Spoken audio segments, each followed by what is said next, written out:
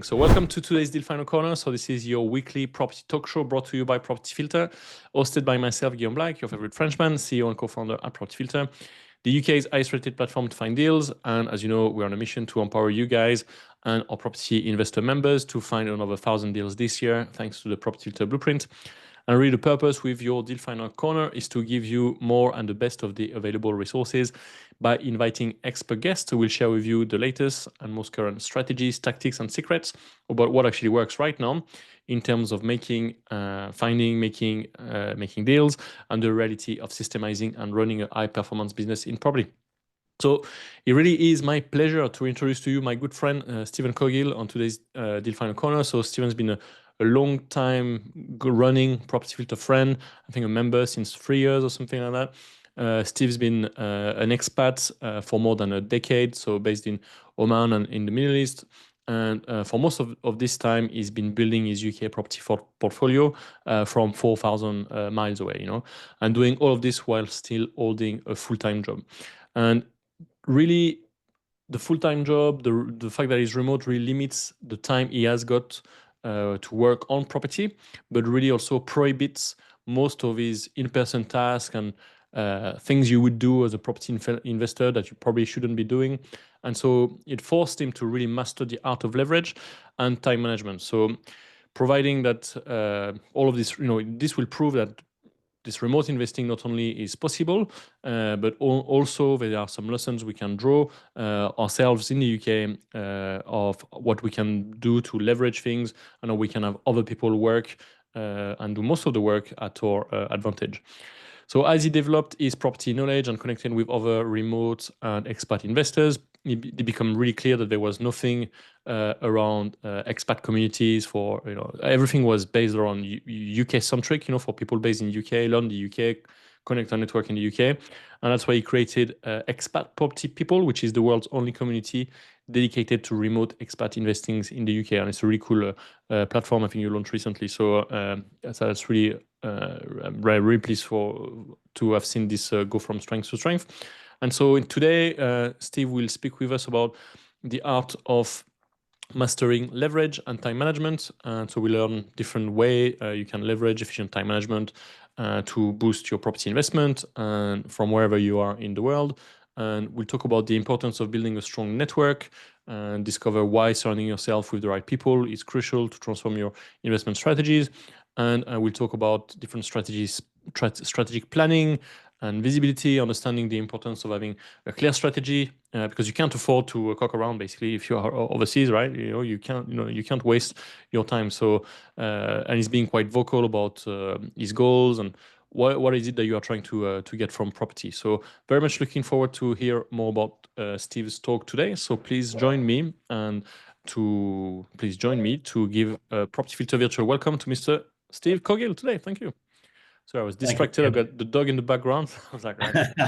So I've just heard my children come home from school, so they're quite excited about their grandparents who are arriving from the UK tonight. So if you hear kids screaming in the background, it's not murder; it's just excited 6 and 4 year olds. So there you go, Guillaume. Thank you for the fantastic introduction, and hello everyone. I've had a quick look through who's joined today. I have some very familiar faces there, so nice to see you again, and hopefully some new acquaintances that will come across from today and in the future. So yes, as Guillaume quite rightly said, I'm here to talk about the art of leverage and certainly mastering the art of leverage, and that feeds into time management as well.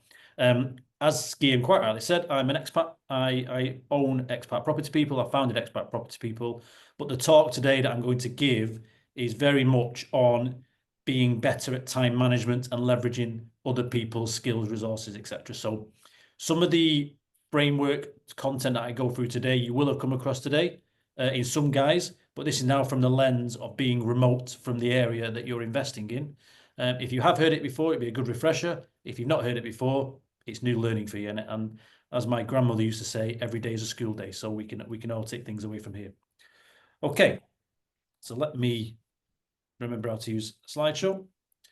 So the first thing I'm going to ask before I get into any detailed introductions is, this is what I use and I see bandied around is people referring to how big their portfolio is and how many income in terms of figures it comes. So, Guillaume, I don't know if we've got the chat open. Well, we're just going to ask people what they think about a statement like this. An investor that says they have a 7-figure portfolio generating a 6-figure income. I've used this to promote your call, mate, just so you know. I personally think, I mean, if you look at properties in London, that could be 1, even maybe 2 properties.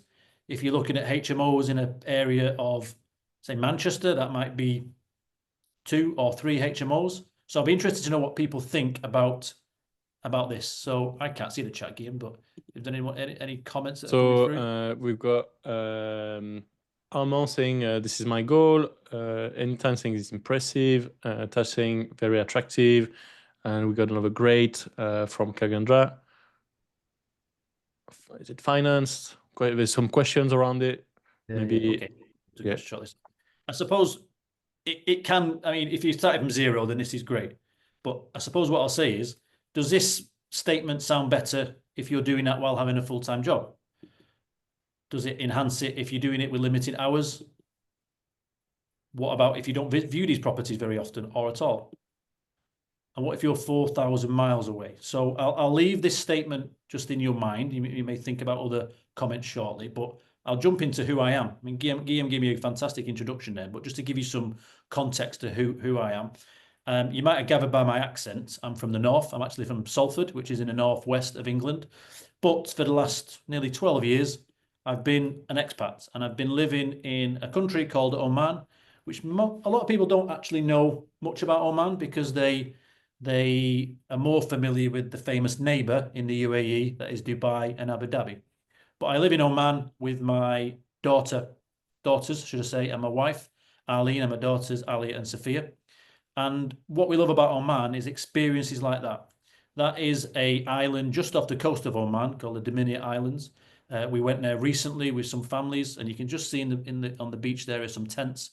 We camped overnight, our own private beach, and in the area there, the calm waters. My daughter, who is 8 years old, was on one of the paddle boards, and she counted 27 turtles. And it's just very famous for this. And this is the reason why we became expats. I became expats, is to provide more experiences like that for my family. But property and Oman isn't all I do. The vast majority of my time is taken up with a corporate role. I am the chief operating officer for a facilities management business in Oman. But I recognized a long time ago that as much as I like my job, I need to control my future, and I need to invest in myself to create a future that is financially secure for my family and for myself. So I invested in my own development. I went on Simon Zucci's mastermind course for 12 months. And then for the last couple of years, I've been on Dan Hill's Property Entrepreneur, where I continue to grow my own skills. I grow my network. And as Guillaume quite rightly said, it was great being around these people. And that picture there is obviously in person. But it was very obvious that there just wasn't the support for expats. And it's understandable. Most of the property courses that we attend, very high 90 percentile of UK-based people. So that's where I created Expat Property People. As Guillaume said, it's the only online community dedicated to expats who invest into the UK property market. And from there, I created an ecosystem, or the expat ecosystem that I refer to. And what I recognized is that expat investors come in very, very different forms. So I wanted to create a platform that appeased and provided services for every type of expat. So this is what we've created so far. So we have the Expat Property Network, which is an online community where we meet once a month and we connect expat investors with UK-focused service providers. We hear expat investor stories. We heard from service providers and experts. And it's just a community for people, expats around the world. I think we were up to maybe 7 or 8 different countries on the last call, and it's growing every month. We also have expat property mentoring, because what I'd also realized is that people who had come to places like Dubai, saved up some money, they didn't want to use that money, or the sensible ones want to use that money, to start investing in property, but they don't know where to go. So they're looking for a like-minded person or a sympathetic ear, and we provide expat property mentoring, which is as little as 30 minutes. We also have the property podcast, which again is similar to the networking, but weekly episodes talking about expat investors and service providers and experts. And then we have Horizon Property Solutions. So I talked about the sensible expats who save their money and want to invest it. There are expats who have no interest in property and would much rather go to brunches and go water skiing and be on the beach, but do recognize that property is a good investment. So that Horizon business is about providing investors with opportunities. So that's a little bit about expat property people. I'm going to come back to this now. So this is my statement. This is 7-figure portfolio, 6-figure income is what I've generated whilst being an expat, whilst leading a facilities management operation, while only working 8 hours in the property business a week. I viewed all my properties a total of 5 times. There's one property I've never seen. And I've done all that while being 4,000 miles away. So what does this show? Well, it shows a few things. One, you don't need to do the majority of work yourself. As an expat, you can't. As a remote investor, you can't be there. So you have to rely on other people. You don't need to live in the area that you're investing. I invest in Manchester area and up in St Andrews. I know people who live in London who invest in Leeds. So you don't actually need to live in the area that you're investing. I know it's easy to do that, but it's actually a hindrance, I find, and I'll come to that shortly.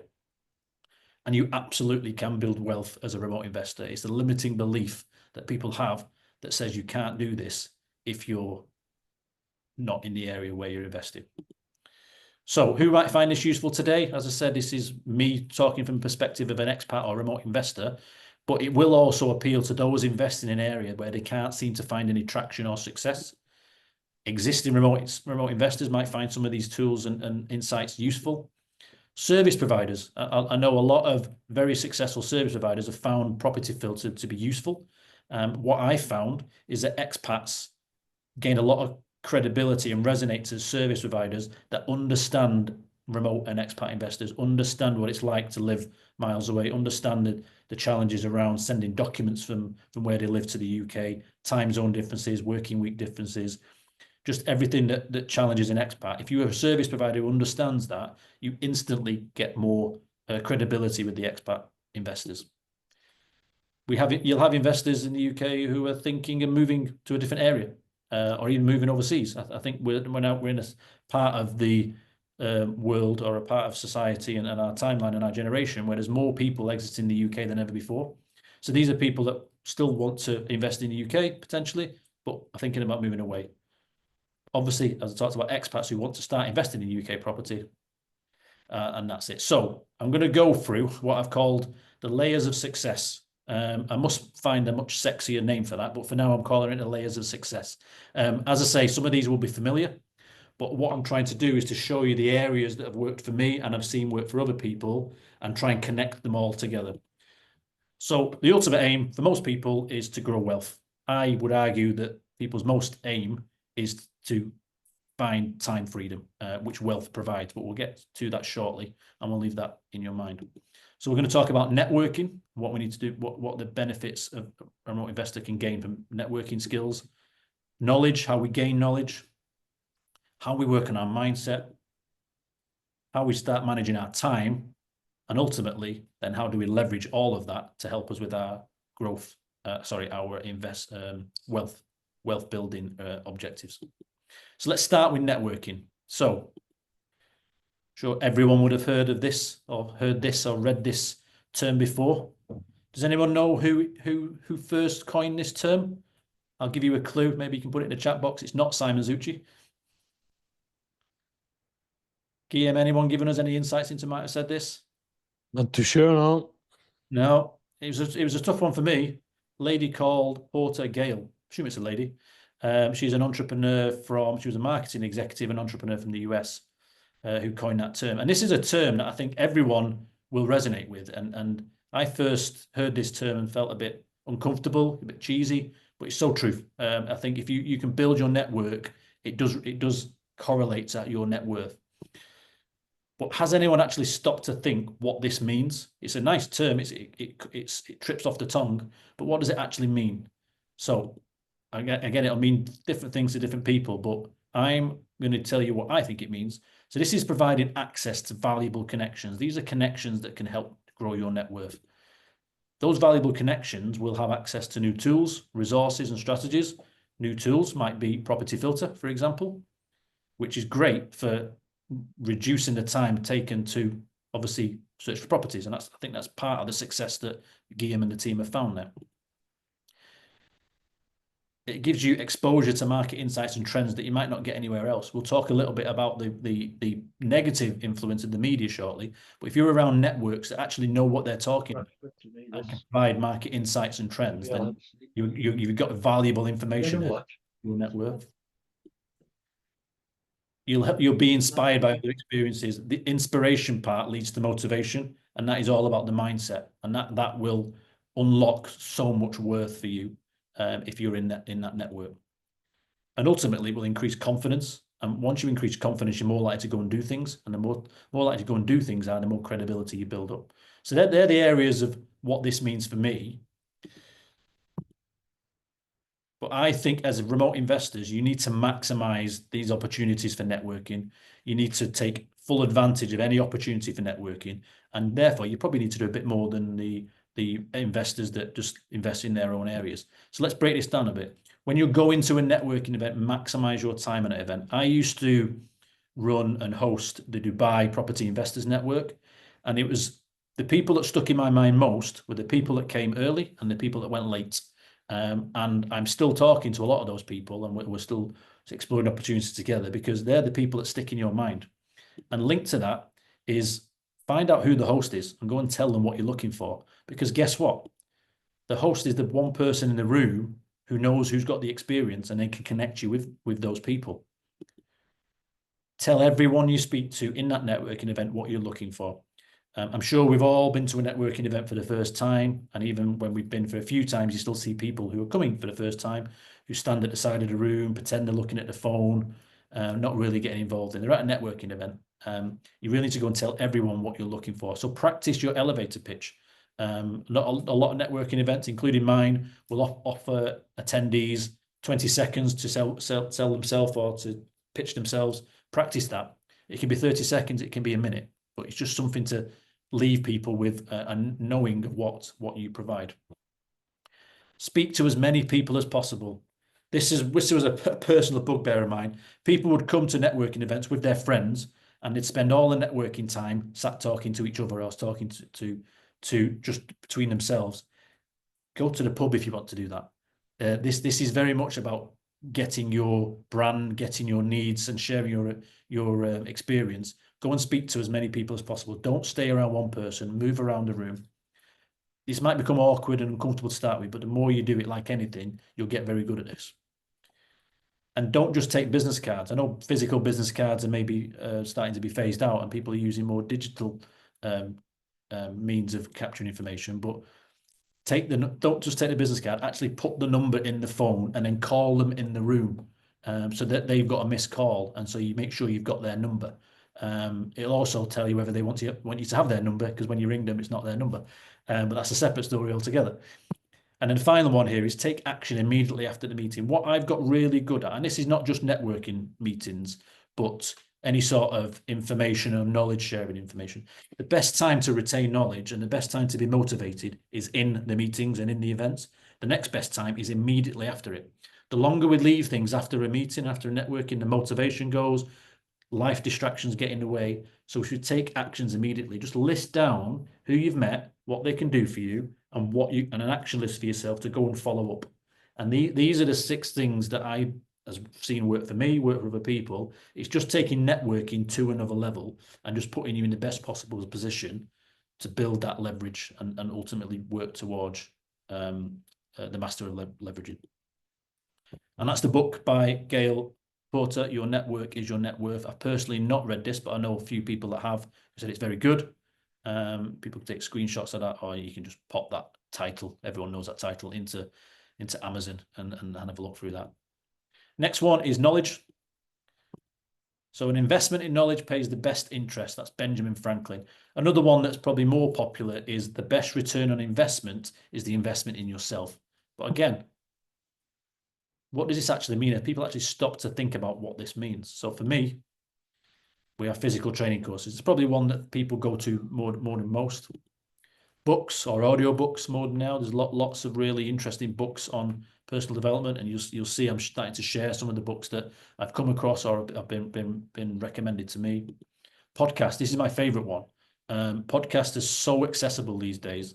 I've got my own podcast, as I mentioned, but there's so many property-related mindset, personal development podcasts. It's free once you've got your subscription to Apple, etc., but it's free. Coaching and mentoring. Traditionally, this is face-to-face or paid for. Same with mentoring. Online, another free resource if you're not paying for the premium one. There's so much content on YouTube these days. I read somewhere that I think people are watching more of YouTube than they are of TV now, because everything's on there, especially the younger generation with the likes of Mr. Beast, etc. So online options is free, like I say. Speaking to people at networks, so we're now bringing in the previous layer, gaining information from people in networks, and that can increase your knowledge. And then the one that people often forget, especially those that go on training courses and then go on another training course and then go on another training course, is actually implement what you're learning by doing.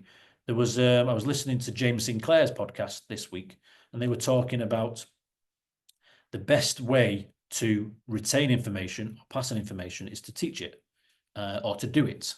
So the more we do things, the more we retain the knowledge. If we just learn things, even listening or reading things, we don't retain it nearly as much as actually going out and doing it. But again, as remote investors, we need to take advantage of this knowledge. We can't always go to training events, for example. So what are we going to do to increase our knowledge as remote investors? So we talked about training courses, but we're on a Zoom call now. There's online training courses, there's hybrid training courses, which is a combination of the both. These are really powerful, especially if you can't get back to the UK. These are really important and really give you the knowledge. Yes, I think most people would accept that being in the room is better, not just for knowledge, but in terms of networking and interaction and just human interaction. But not doing training courses is not the way forward. Do some form of training. There's short webinars. I mean, these training courses can often be 6 months, 12 months long. A webinar could be an hour, 45 minutes, and you can learn so much from these short form training events. I talked about books and podcasts, but the key thing here is, and we'll talk about it shortly, is there's so many opportunities in the day to listen to podcasts just by replacing your old habits with these new habits. So don't listen to radio in the car, listen to a podcast. If you're at the gym, listen to a podcast. Now, there's some gym activities where you need a bit of high energy music, but for the most time, you could use the time to listen to books and podcasts around the house, cooking, cleaning, doing some housework. You can just listen to podcasts. A lot of these podcasts can be 20 minutes long. Some of the longer ones can be 2 or 3 hours, but you don't have to listen to them all in one go. Coaching and mentoring. This can be formal and informal. You can do it online, you can do one-off, or you can do short-term. If you arrange to meet someone who's more experienced than you and you pay for their coffee and you get an hour with their time and you ask them everything they know about a certain conversation, to me, that is a form of coaching, and all it's cost you is a coffee. Online resources, like the books and podcasts principle, stop watching Netflix, start watching YouTube. Just look at the areas of your day and your week where you are doing things that maybe not taking your property and your personal development forward, and just replace it with knowledge-hungry sources. As I say, these tools are free, and you'll find a lot of people online will provide all their tools for free. The secret sauce is in how to implement that. So yes, go and get the free resources and be prepared that you may have to pay for implementation, but go and find out how the implementation and accountability works, because as I say, the tools are free, and that's only part of the equation. Speak to people at networking events, as I say, understand what they're going, but follow up with their meeting. I've just said it earlier, go and arrange a coffee, go and have a Zoom. If you're going for coffee, pay for it. Even take them for lunch. As I say, it's an hour of their time exclusively for you that you won't get anywhere else. So what have I seen work in this area? So mastermind groups, so that's probably a level up. So this is increased accountability. And again, these can be online. This is smaller form groups. You get deeper insights because you're having more meaningful conversations, and you actually form better bonds and relationships with the people in that group. And if those are more experienced than you, then guess what? You're in their inner circle. They're more likely to share some of their more intimate knowledge and things that they don't share with anyone else. And guess what? If they're also part of a network, if you're being associated with being part of their network, suddenly your credibility is increased as well. This one's not always viable for every expat, but if you are an expat, visit the UK as often as you can.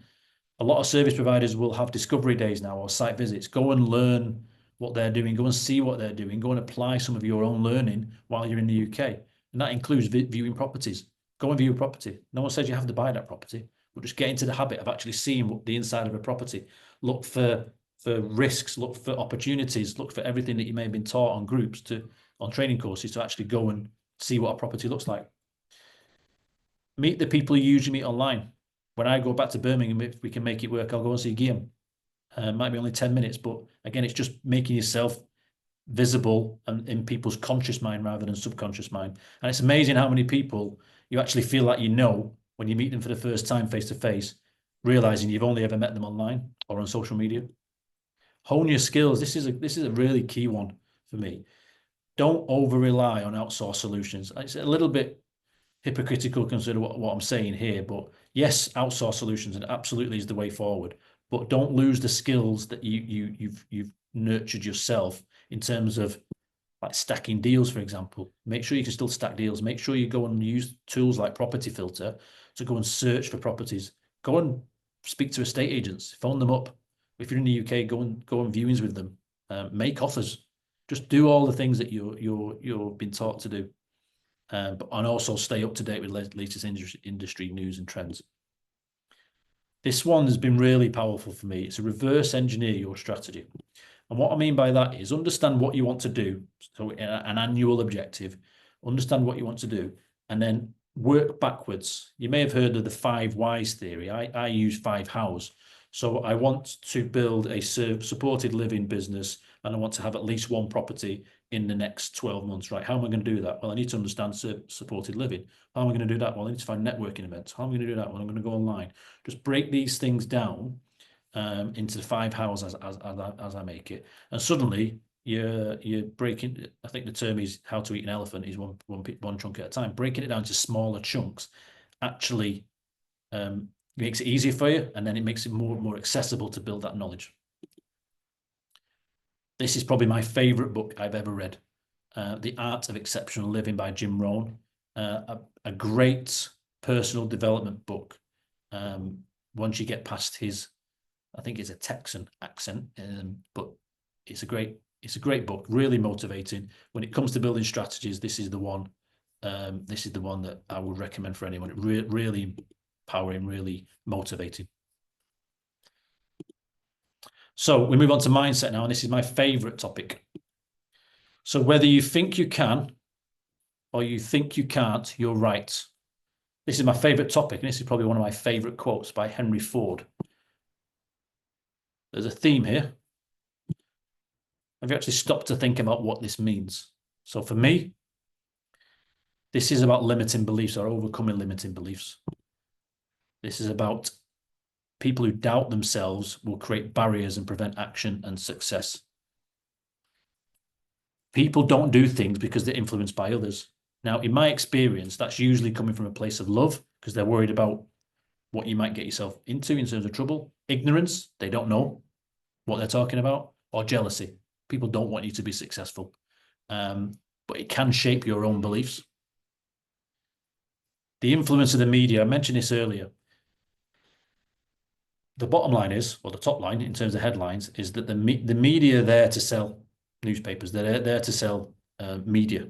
And that media can narrow your view of what's possible. I mean, how many times have we seen headlines that talk about recession is due and how many homeowners are going to be out of their homes and out of pocket, and how many property markets slump, and all these things that just sell headlines, scare people, and actually create what is often a incorrect version of reality. I won't go into detail here, but if anyone wants to look at the theory of reflexivity by George Soros, he talks a lot about this from an investing point of view. It's probably more markets and stocks and shares, etc. But he talks about how the media view can actually influence the market. And it's so true. So I'll just go and look at that on YouTube. Stop watching Netflix and go and watch YouTube. The role of self-talk. If you tell yourself you're going to fail, as the quote says, chances are you will. If you're positive about what you think you can do, it builds confidence. Negative self-talk will just make you just won't do anything. That's the bottom line, really. And positive mindset will build resilience and adaptability. If we see opportunities or setbacks as growth opportunities, it will make us resilient. It will make us adaptable. If we see setbacks as, oh, this is pointless, I may as well stop doing this, then we're not going to do anything, have we? It goes back to the quote. If we think we can, or we think we can, then we're right. So where have I seen this work? So this is probably the number one tip I would tell anyone, really. Prioritize being around successful people, online or in person, formal or in person. Just do it, is what I'll say there. I cannot tell you enough how many people talk to me about wanting to develop themselves, wanting to get better in terms of life skills, wanting to invest more, etc. And when you ask them what they're doing about it, they're not doing anything. Just go and be around people. I don't mean literally go and sit next to them, although if you can, do that. But just be around their groups, be around their media, be around their YouTube channels, listen to their podcasts, read their books, join their webinars. Just do as much as you can to be around these successful people. And guess what? Successful people will be around successful people. So you just find more successful people. And this is the mastermind principle that I was talking about earlier. Successful people will invest in mastermind. So be around those people. Success leaves clues. So not just be around successful people, but understand how they became successful and then replicate it. Guillaume and I both know Dan Hill. A lot of people on this call will know Dan Hill, property entrepreneur. He talks about success and failure being very predictable. And it's so right. Just follow the blueprints, follow the things that work. I'm not saying copy people's intellectual property and break the law. I'm saying do what they do. If they go to certain events, go to those events. If they follow a certain process, follow that process. If they use certain software, use that software. The successful people I know all use Property Filter. There's no coincidence there. They're successful because Property Filter works. Be selective with your information sources. So, as I said before, take headlines with a pinch of salt. I still read the red tops just because I was born in Salford. That's what we did. And I do take some enjoyment with laughing at some of the headlines, some of the comments that you see on some of the media. But just take it with a pinch of salt. But do find the experts who don't have an agenda. The headlines in the newspapers have an agenda. They want to sell news. Experts will tell you the facts based on data. Listen and watch and read mindset and personal development based. It goes back to doing what successful people do. Years into quarters, into months, into weeks. I'll explain what I mean by this one. This is about breaking down big annual goals into manageable weekly tasks. So you take your annual goal, break it down into quarters, break it down into a month, break it down into a week, and then understand what you're going to do in the week.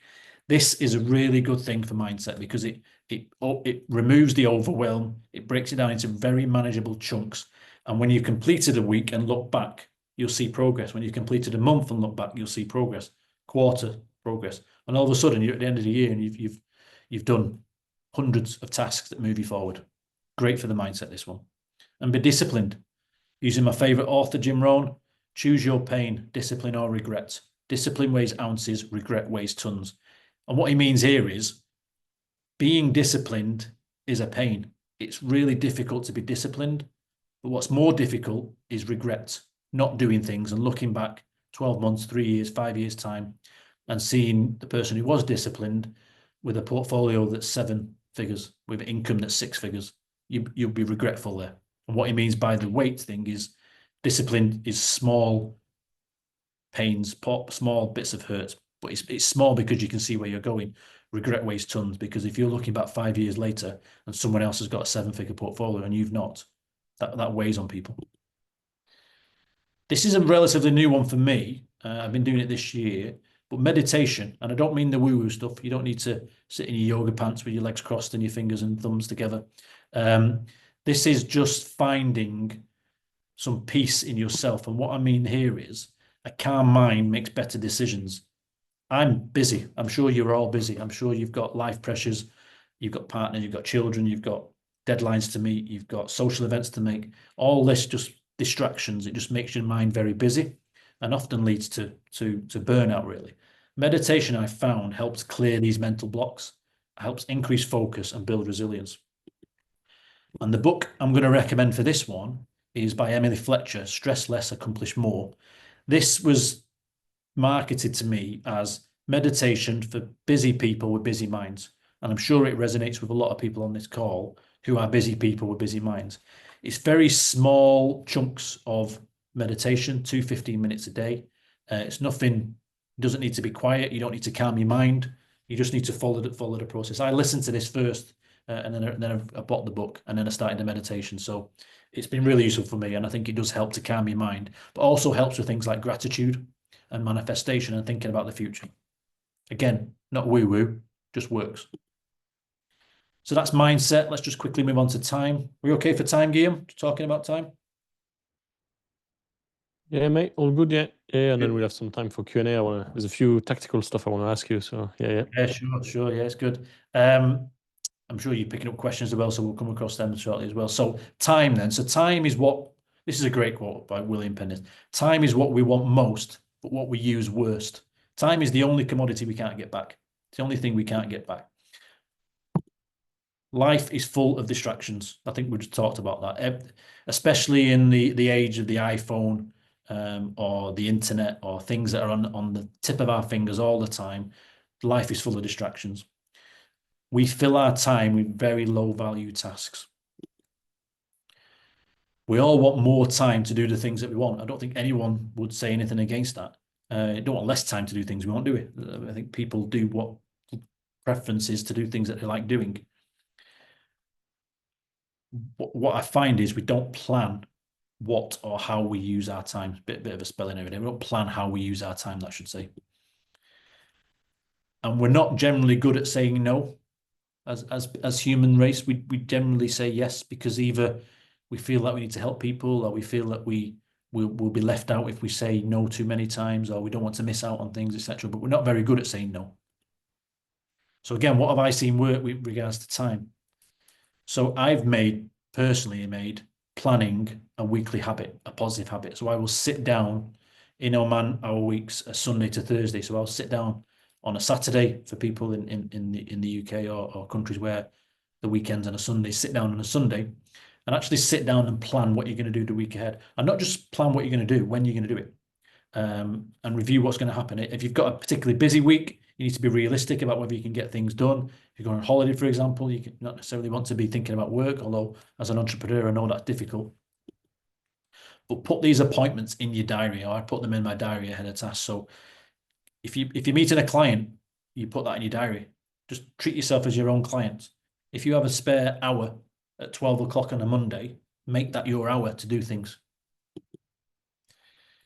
What I also did was work out the optimum time in a day where I can get things done, either because it's available or because I work better. I personally work better early in the morning. So what I try to do, and we come up to productivity hacks in a minute, is I will go to the gym as early as possible, get into the office, my day job office, relatively early, and then maybe have 60 to 90 minutes where I can get some really creative work done. So just find out what works for you. Some people are night owls. It might be best when the kids are in bed.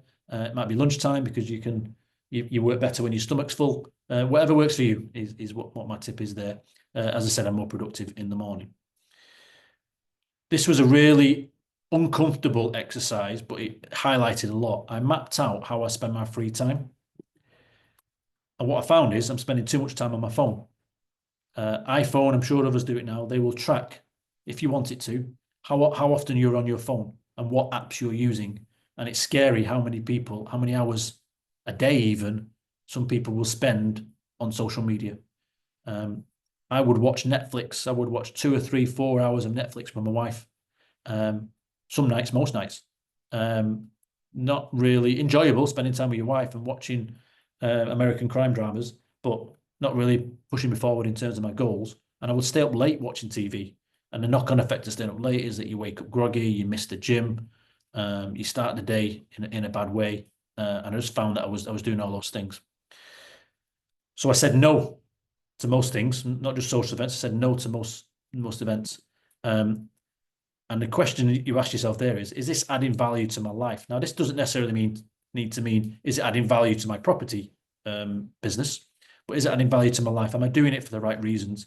And I think if you get really good at this, you'll find that you're not going to these events. And if you're a drinker, not only do you not spend money on alcohol, not only do you not get the effects of a hangover, you actually get back the morning because you're not hungover. So there's a double and triple benefit here to say no to some of these social events. This has become big, and I think if people aren't using AI, you're going to get left behind very quickly. I use AI to accelerate a lot of tasks, but the key thing here is AI is not going to replace humans. I think it's just going to make us very much more productive. So the split I've sort of come across is we will need to prompt AI, and that might be 2% of the task. AI will then do the vast majority of the legwork, 90%, and then we will always need to review or edit that. If anyone used ChatGPT to write a letter, it gets it nearly right, but you need to put it in your own language, your own tone. A great book, I think I've got it behind me. Dan Martell, Buy Back Your Time. This was a guy who was an entrepreneur. He wouldn't get out of his own way. He actually had a serious medical episode because of stress. And he goes through how to buy back your time and how to say no and how to prioritize tasks. So now we're moving into leverage. We're nearly at the end. I hope you're still with us. The key thing here, and this is where it comes all together really here, and this is a quote by Dan Sullivan. He said, you don't have to figure out how to do something. You just have to find who can help you do this. So in terms of networks, we can leverage our networks, become part of other people's networks, and then make it your network. This goes back to being around successful people. If you can get into their network and you can stay a part of their network, then that's your network. And then you can bring other people into the network that can help you as well. Leverage people's knowledge. So this is not just their knowledge, but also their experiences, and then expand your own as a result of that. A lot of in fact, everything I'm talking about today has come from somebody else. Everything has come from the training courses I've been on, the networking events I've been to, the mastermind courses, the people I've been for coffee with, the people I've been for lunch with, the books I've read, the podcasts I've read. None of this is my own words. This is all other people's work. I'm just applying that knowledge. Leverage the mindset. People might think, how do you leverage mindset? Let me explain. So coaching, mentoring, just understand how they go through it, their mind. Be around positive people. If you're around positive people, guess what? You'll be positive. If you're around people that drink and smoke and are negative and haven't got a good word to say about society, that's infectious. You become those type of people. So being around these people actually leverages their mindset. And the main one for me is leveraging time. Your time and everyone's time is limited to 24 hours a day. But other people would gladly lend you some of their time. It might cost you a coffee, it might cost you an hourly rate, but you can only have 24 hours in a day. So if you start using other people's time, so you get more than 24 hours in a day. So what I've seen work here, listed down everything I do in my businesses. That's both my facilities management business and my property business. Just list down everything, just write it all down and understand what goes on in a day. Maybe at a high level in some cases, but write down everything. And then understand which of those are high, medium, and low tasks that take place. And then Dan says this in his book that I've just pointed out, only work on the high value tasks. And what you want to do is outsource the rest. I use virtual assistants from the Philippines to do low and medium tasks. That might be admin, inbox management, social media graphics, managing processes, managing calls, managing bookings. All those things can be done by outsource VA solutions. And also in terms of UK is build teams on the ground. That's sourcing, legal, lending, building, letting, all these things that you can't do as a remote investor or as an expat. Find people on the ground to actually build your team. Also develop recurring processes for my business. So these are repeatable tasks that it's habit forming, it's repetition. Get those things in your business, make them simple, make them repeatable, and suddenly people do it on autopilot. The VAs that I have in my business now know how to manage my podcast. They know how to manage the networking events. They know how my inbox works. All these things I don't do anymore because I've made it very systemized and process driven. Increasing the use of AI. I continue to trial new options. I'm currently using Fix AI, which is an AI that actually manages your inbox. It sorts your inbox filters out. It'll actually provide you suggested responses to emails. I think there's a 1 month free trial that you can get at the minute. If people are interested, I can share it with you and we can share it in the group. And this is one I actually quite enjoy doing, is actually finding productivity hacks. So always trying to challenge myself how I can be more productive, and try and find ways of either multitasking or just finding hacks that make myself more productive. So Pomodoro technique. So this is I think it's 25 minutes focused effort, 5-minute break, or just focusing on a time to do things. An app I absolutely love is called Brain FM. It uses neuroscience sort of insights to produce music without words or sounds without words that either help with productivity, help with meditation, help with sleep, help with motivation and creativity. Fantastic tool. Asana, most people have done this. This is about task management. So everything I do with my VAs is in Asana, and everything they do and update me is in Asana. So gone are the days where you have to go into inboxes and WhatsApp messages. If you're like me, once you go into an inbox, you can be there for an hour. WhatsApp suddenly leads to social media, so staying away from that and just using Asana, which is task management. And then very simple tools as well, like walk and talk. If I've got a meeting and it's just a verbal meeting and I need to get my steps in for the day, or I need to just get out and clear my head, walking and talking. Just put your headphones on and walk and talk. And the book I would recommend here is Who Not How by Dan Sullivan and Benjamin Hardy, Dr. Benjamin Hardy, I should say. Great book that shows you, like it says on the title, Who Not How. So that's the layers of success: network, knowledge, mindset, time, leverage, and wealth. So I'm going to leave you with one question to think about. People chase wealth thinking it's the end goal, but what they're truly seeking is the freedom to live life on their own terms. Wealth is just a tool that makes it possible. I'm not going to ask for any comment. I'm not going to make any comment myself. I think I'll just leave that with you and let that mull in your mind to think about what is it you're really after. So to find out more from me, that's my social media contacts. The QR codes are there. As I said, I've got a podcast, Expat Property Podcast, that releases every Friday. So there'll be a new episode out tomorrow. And if you are interested in joining one of our networking events, our next one is next week. If you're a service provider, come and see what expats get up to, what other service providers do. If you're thinking about being an expat, come and do it. If you just like listening to people talk about property, come and join us. So it's 2 p.m. UK time, which is 6 p.m. in Dubai.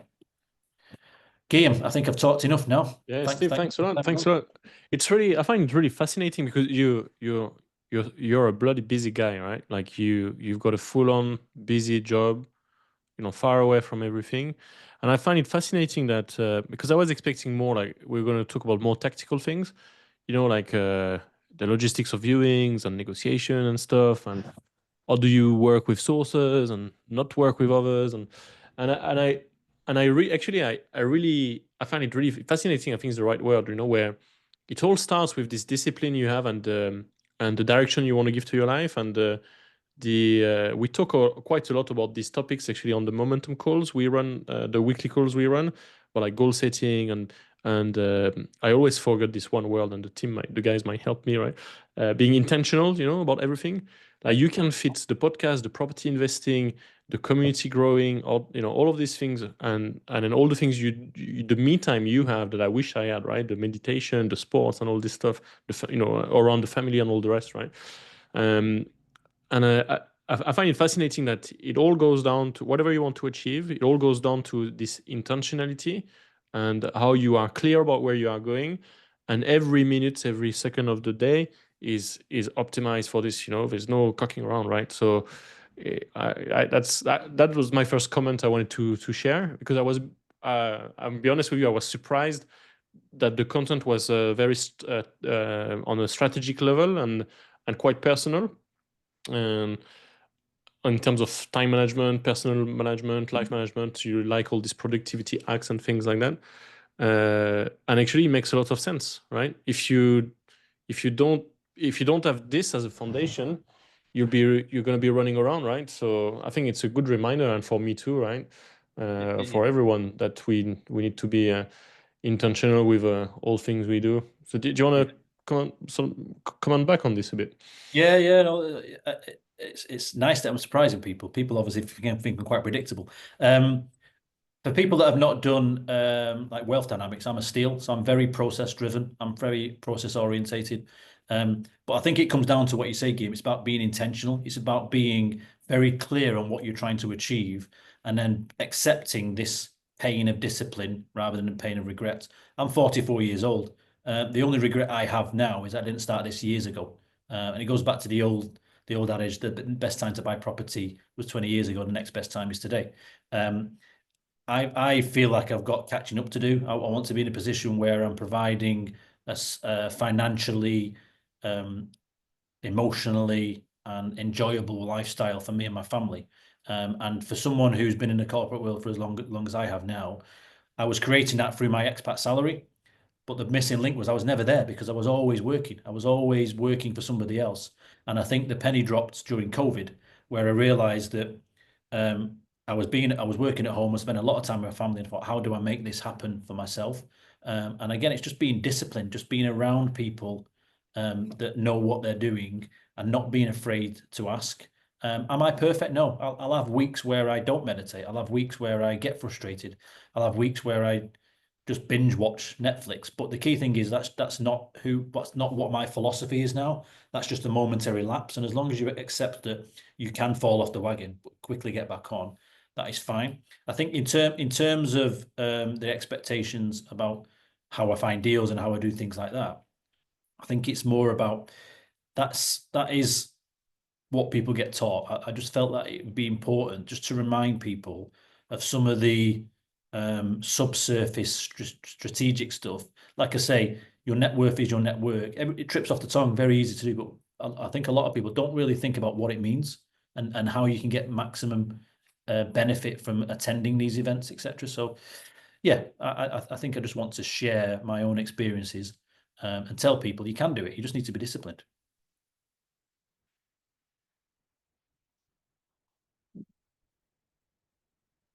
You're on mute, Guillaume. Sorry.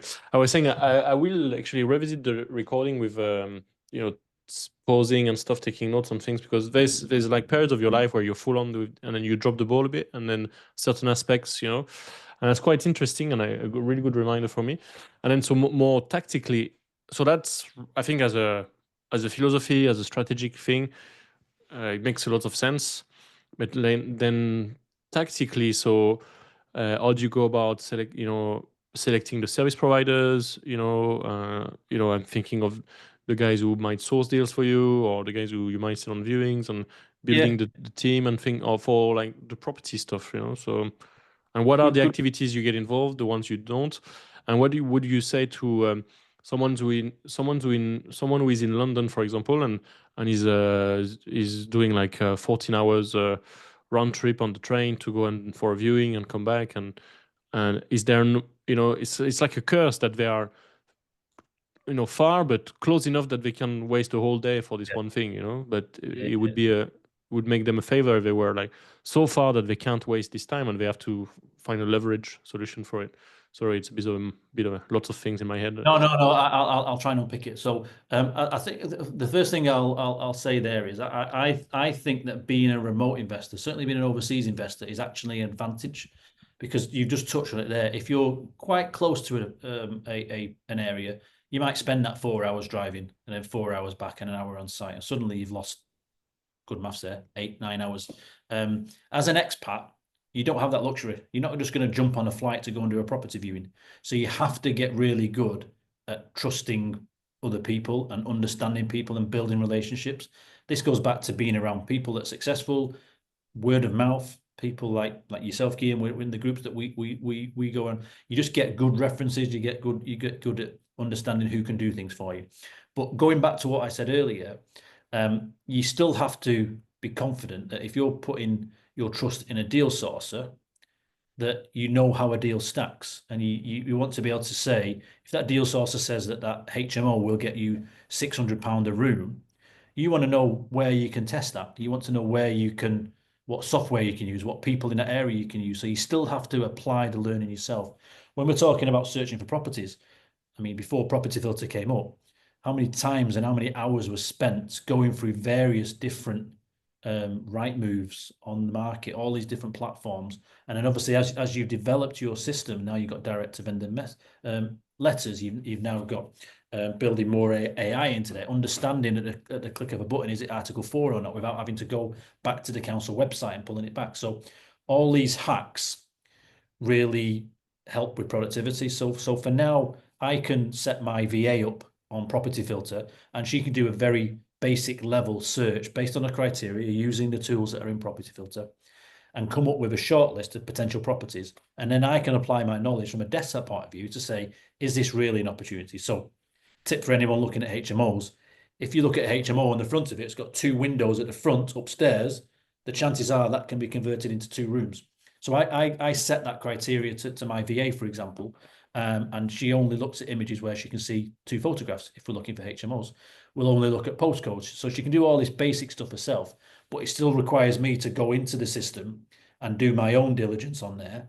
And then from there, I can then either get people on the ground to go and view, or if it's part of a joint venture, they can go and do the work themselves, or even just pick up the phone and speak to the agent if it meets that criteria. So I think there is a balance between outsourcing as much as possible, using your own team to do some stuff. So this goes back to the low value, medium value stuff that you can get other people to do, and actually doing things yourself.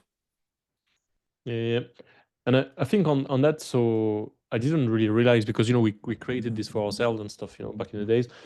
And it's really helped with people who are remote investor, and I count half of the London investors remote investing because they are like more than 4 hours away, right? So it just doesn't. So the way Property Filter works, where you filter down the most motivated sellers, you find the needles in the haystack, the low-hanging fruit of the low-hanging branches and stuff. All of a sudden, there's a lot better ROI, and you don't go, if you have to do the viewing, or if you pay someone 20 quid or 50 quid to go and view the property for you and send you a video and a report, all of a sudden you're not randomly throwing money or your time through the window. It's like, this is the best, these are the best opportunities to be looking at right now. So this happened, it's a bit of an accident feedback. We didn't build it with this intention, but it proved to be very valuable for people away who have a direct cost, and direct cost can be 20 quid, right? To send someone on a viewing, because they value the 20 quid more than their own time. If they were living nearby, they'll spend the whole day, right? They'll spend the 5 hours round trip, but because it's a 8 hour round trip, they're like, 20 quid. And the feedback I've had is that, the motivated seller banner and going straight to the motivated seller and thingy and that, I've got the best ROI on my 20 quid and my 50 quid. And it's interesting how the behavior people have, the way they value 20 quid is a lot more than their time. So I think it's a bit of a journey or a process we need to go through in terms of valuing our time more than a few quid, right? And using it in the same way. So just thought I kind of share with that, because it kind of links with it. A couple of things I'll pick up there is, I heard a term earlier, and I've turned it into something myself. Property Filter is like the Chat GPT of property searching. Because I've heard all sorts. It's the Tinder for property. Yeah. It's there. Because as I said on the slide earlier, AI does 90% of the work for you, and you just have to do bits either side. It's the same with Property Filter. You actually have to put the criteria. You have to tell it. You have to prompt it what you're looking for. It'll do all the work. It'll churn it all out. It'll create the direct to vendor templates, and then you still have to do the work at the end to say, is this really a deal? And you can even stack it yourself here, but you still want to diligence and things like that. So that's one thing I'll say there. And just on the value of time there, a good tip I've always been taught has worked for me is if you're doing 4 hours a month on property, and your property is giving you £1,000 profit, your hourly rate is £250 an hour. Don't be doing tasks that are less than £250 an hour from somebody else. Go and find the people that can do that, either as outsourced solutions in the UK, or if it's administrative tasks that you can get cheaper in places like the Philippines or South Africa, then that's worth paying that money, because your hourly rate is now £250 an hour. It's not £10 an hour. And people need to get that in their minds. Similarly, is that right word? Similarly, a good friend of ours, Josh Keegan, talks about tasks being above you or below you. So things that are below your hourly rate, get someone else to do it. But there's skills above your competence that are better outsourcing, like financial management, putting numbers together, QS reports. The amount of people I find it will still try and do their own bookkeeping and still try and do their own financial management accounts, etc. I could do it, but it'll take me 2 or 3 times longer than paying someone 25, 30 quid an hour it'll take him an hour to do it. So I And think you'd be it's biased because yeah, you'll cook advice, the yeah. books, right? Yeah, exactly. Yeah, I'll yeah. cook the books if you were me doing it. I have some very uncomfortable conversations with my finance manager because there's things Mm. that I know I should be doing that will make better margin or reduce cost or It's increase true. overhead, and I don't do it. And you're right. If you're writing your own book, you say, "Oh, I'll put it this way because next month I'll sort it out," and you don't. You don't do it. Yeah, yeah. Yeah. Yeah, it's this accountability. People are asking for if you have this fixer thing, if you want to share. Is it, Yeah, sure. you got a better deal Yeah, with let them? me, it's just Fix AI. But it's not spelt fixer as you'd expect it to be spelt. Let me stop sharing. Do you have like a special thing, or is it people can Oh find it? no, no. I think there is a Oh, for right, the. right. I'm not. I'm Okay, not big. I'll find it. No worries. Yeah. Cool, cool. Let me have a look through the questions if there was something else. Yeah, people love the books, the presentation, and the books recommendation. Honestly, guys, this is one. It's quite strategical. It's one you probably want to revisit and have a sit down and think of what intentionally you want for your life. And there's lots of little tools you can go and and put in put in your routines and or like disciplines you want and all these things. So it's definitely one I would revisit. So yeah, thanks a lot for the questions. Steve, do you have like a closing sentiment for us today? I would just say, I'm going to use your term here, Guillaume. Be intentional with what you want to do. Understand what you want to get out of your property career, your property journey. And something that I read today, and I actually shared it on my Instagram story, is ask yourself, if someone followed you around for a week, would they be convinced that you're doing everything you can to work towards your goals? And I think I'll leave you with that. You really need to be honest with yourself. Are you Yeah, yeah. working enough on your own goals? And that's awesome. This because you can lie to yourself all day long, but you can't Oh, lie yeah, to someone following you around, right? That's pretty good. you do, yeah. Love it. Steve, thanks so much. Thank you, everyone. Thank you Thank you. indeed for joining us today. I hope you took Steve's contact details when he shared, and otherwise you can find him on most social media platform and look up the expat property people community if it's relevant to you because you're an expat and remote investing, or because maybe you have a property service. Maybe you're the one doing the viewings for those expats in the Middle East or sourcing deals for them or else, right? So thanks so much for joining us today. Thank you, Steve. I really appreciate your time. I know you're a really busy guy, so I appreciate you coming and sharing your wisdom here. In the meantime, for everyone, and Steve, you too, like visit propertyfilter.co.uk, log on to your property filter account, check out the blueprint, to give you an endless supply of deals and enjoy the top 1% of the investors out there. I hope you enjoyed today's Define Corner, and I look forward to seeing you next week. And make sure you join the community and help each other out on the community app. Right? Speak soon.